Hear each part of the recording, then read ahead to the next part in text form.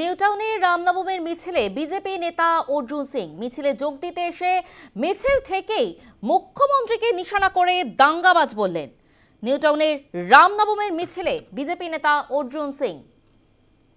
Phone লাইনে রয়েছে আমাদের প্রতিনিধি সন্তোষ ঠাকুর। সন্তোষ, নিউটাউনের রামনবমীর মিছিলে যোগ দিতে এসে অর্জুন সিং মিছিল থেকেই মুখ্যমন্ত্রীকে দাঙ্গাবাজ বললেন। একদমই আজ রামনবমী এবং রামনবমীর যে নিউটাউনে যে রাম মন্দির, সেই রাম মন্দিরে বিজেপি কার্যকর্তারা তারা আসেন এবং এসে তারা যে শোভাযাত্রা, সেই শোভাযাত্রা তারা বার করবেন। কিন্তু তার আগেই এই রাম মন্দিরের মধ্যে এসে উপস্থিত হন বিজেপি নেতা অর্জুন সিং এবং অর্জুন সিং মন্তব্য করেন।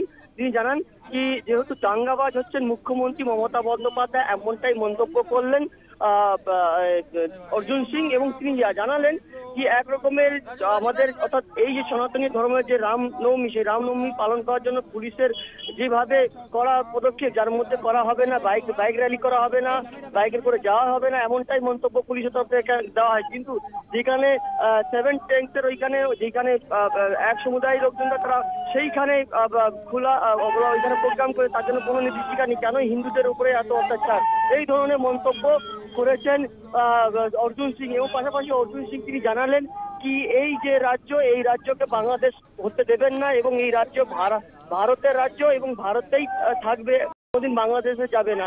সেক্ষেত্রে একাধিক মন্তব্য করছেন অর্জুন সিং। পাশাপাশি যে নিউটাউনে যে রাম মন্দির, সেই রাম মন্দিরেই পুজো দিলেন অর্জুন সিং এবং পাশাপাশি একাধিক বিজেপি নেতা এসছেন। শ্রমিক ভট্টাচার্য এসছেন। শ্রমিক ভট্টাচার্য তিনি এই রামনবমীর দিন রাম মন্দিরে পুজো দিলেন।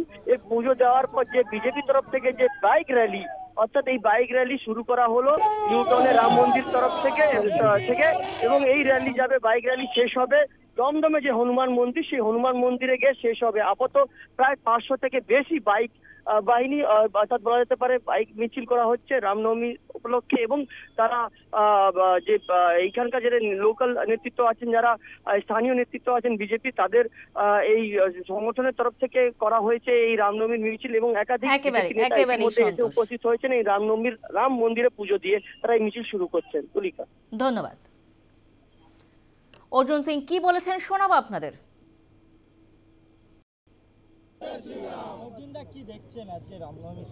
সনাতনীরা রাস্তায় নেমেছে, মমতা ব্যানার্জি দাঙ্গাবাজ, মমতা ব্যানার্জি এখন ভয় পাচ্ছেন। এখন সনাতনীরা ভারতবর্ষে শুধু নয়, পশ্চিম বাংলাকে যে উনি এক্সটেন্ডেড বাংলাদেশ বানাবার চেষ্টা করেছিলেন, সেটাকে আজকে ধুয়ে মুছে সাফ করে দেব।